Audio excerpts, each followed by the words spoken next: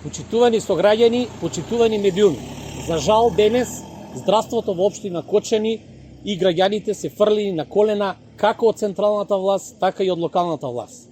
Доказ за тоа е ова позади нас. Имено, пред неколку години ЈЗУ општа болница Кочани од министерот Филипче беше преименувана во ЈЗУ општа болница со проширена дејност.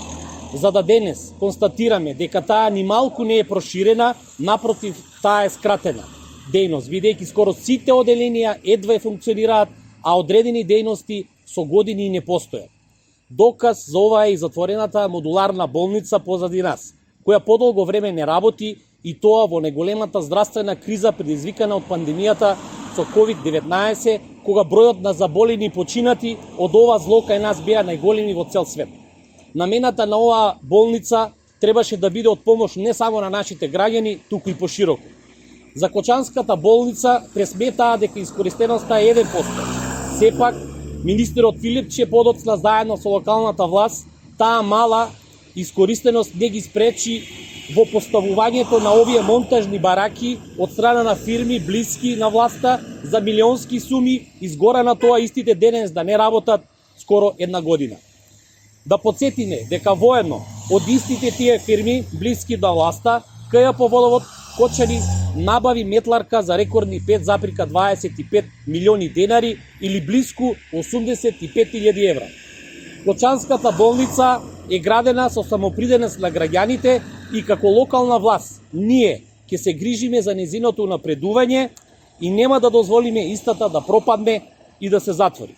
Да ги кажеме и барањата на матичните лекари специјалисти по семена медицина, кои истите во немој до мене како представник во Советот на општина Кочани ги доставија на предпоследната седница. Како прво, да биде активирана модуларната болница за сместување на болни за COVID-19.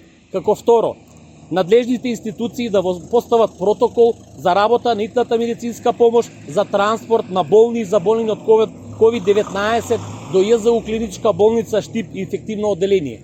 Како трето, надлежните институции да преземат мерки со кои ќе се олеснат лабораториските диагностички постапки со ЈЗУ Институт за трансфузиологија Скопје, а која е во склоп на ЈЗУ општа болница со проширена дејност, односно за испитување на дидимери кај заболени од COVID-19.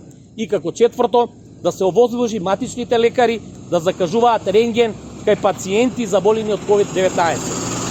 За сите овие точки, советниците од СДСМ не сакаа да дискутираме со образложение дека ние, представниците избрани од народот, сме биле ненадлежни за проблемите на граѓаните од здравството. При тоа, не сваќајќи дека сите ние без разлика на политичката припадност сме и потенцијални пациенти кои може да ги стрефи истата мака. Уште еден факт, дека локалната власт практикувана од СДСМ, како преку Советот, така и со градоначалникот, не успеаја заедно да обезбедат соодветна помош ниту за граѓаните, ниту за здравствените работници во општина Кочани во справување со пандемијата од COVID-19, со неискористување на средствата од програмите за социјална, детска и здравствена заштита, како за буџетот од 2019, така за буџетот и 2020.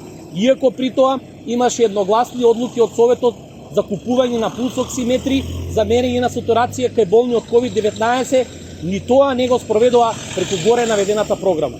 Затоа, почитувани сограѓани, ве повикуваме на 17 октомври сите масовно да излеземе и да гласаме за бројот 7, како за градоначалник, така и за листата за советници, предводена од ВМРО-ДПМН и Коалицијата за обнова на Македонија, и да ги казниме представниците на СДСМ. Дајте да создадеме нова иднина. Промени, проекти, победи.